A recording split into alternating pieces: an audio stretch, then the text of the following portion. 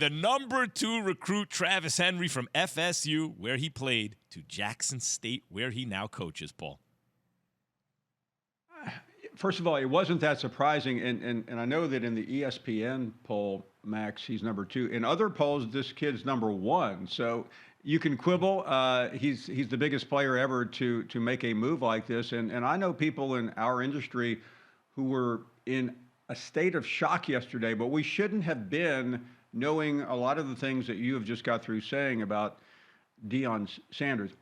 I don't care if anybody doesn't like it. To me, this is one of the most significant moments in college football history. It has changed the game completely, and I think what happens now is going to be very intriguing to watch, especially with Deion Sanders. A lot of schools would not get near him in the past, including his own alma mater. And that's what made this, in many people's minds, so sweet yesterday, that he did this. He didn't do this to Nick Saban. He didn't do this to Brian Kelly. He did it to Florida State, a place that he elevated the status of that school. And they could have hired Deion Sanders. Frankly, they could have hired him this year. I don't know why Mike Norvell is still down there. Please, somebody in Tallahassee, call me and explain why he got an extension yesterday. They should have fired Mike Norvell 3 weeks ago after he lost to a mediocre Florida team and hired Deion Sanders, and we wouldn't be having this conversation right now, fellas. Key, I know you signed that extension paper quick yesterday. Let me sign that. Oh, yeah. When I learned, Paul, Invisible ink. I had the same. Exactly. Hey, I had the same reservation as you, Paul. And I know Mike. I know him from his days at Arizona State. But when they gave him an extension, I was like, huh?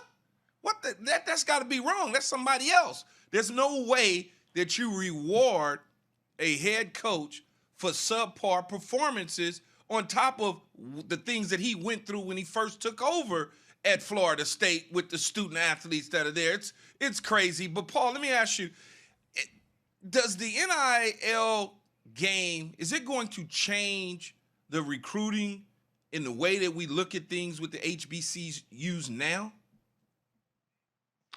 Yes, and we've seen a little bit of this, Keyshawn, in basketball, but basketball, as Jay Will knows better than us, is a completely different sport. But to see it happen in football is remarkable. And I know there are a lot of people my age and older who are just saying, what a stupid decision. It wasn't a stupid decision because the young man has already profited.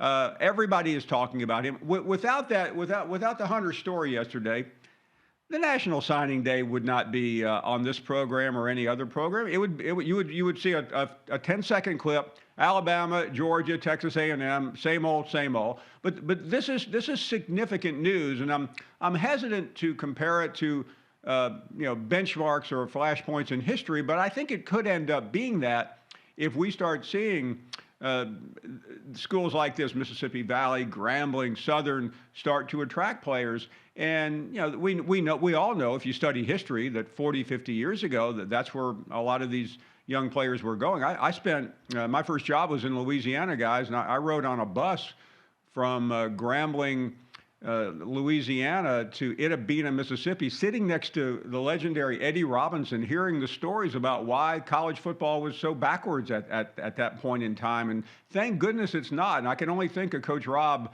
smiling right now, a man who produced more NFL players in his time than probably even Bear Bryant. To think that something like this is going on in his league and his footprint, the cynics out there can say whatever they want, but don't misread the momentous history lesson that we are all witnessing here. And when you talk to Prime, he deserves it because he made it happen. When he took that job, it was not a great job. And you could argue it's still not a great job, but we're talking about Deion Sanders for something other than what he did in the past. So, Paul, old guard is starting to come out, and obviously people are addressing this. Dabo Swinney was asked about NIL and the transfer portal yesterday and said it's totally chaos right now, tampering galore, kids being manipulated, grass is greener and all that stuff, as opposed to putting the work in and graduating. They're There's no consequences. So now you got agents, NIL, tampering, and you have no consequences. What do you make of those comments by Dabo? I'm trying not to fall off my chair laughing. This is Dabo Swinney. I'll ask you an obvious question. Where'd he go to college? University of Alabama. Alabama.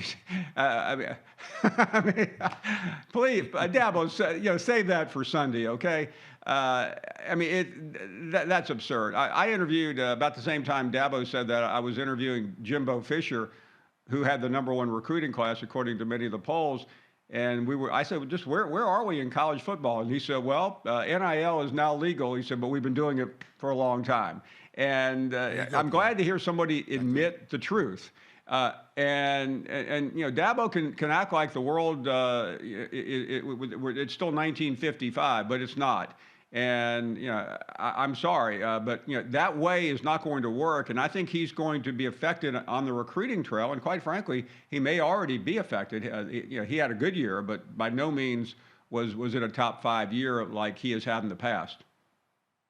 Well, he lost both of his lieutenants, right? Both of his coordinators are now gone. Did. Tony Elliott at Virginia and Venables is at Oklahoma. So he's scared, right, Max? He's like, oh, my God, this is getting ready to be a normal Clemson program again. Oh, yeah. Oh, as soon as these guys stop benefiting from a system that was set up to benefit them, now the sky is falling. Thanks for watching ESPN on YouTube. For live streaming sports and premium content, subscribe to ESPN+.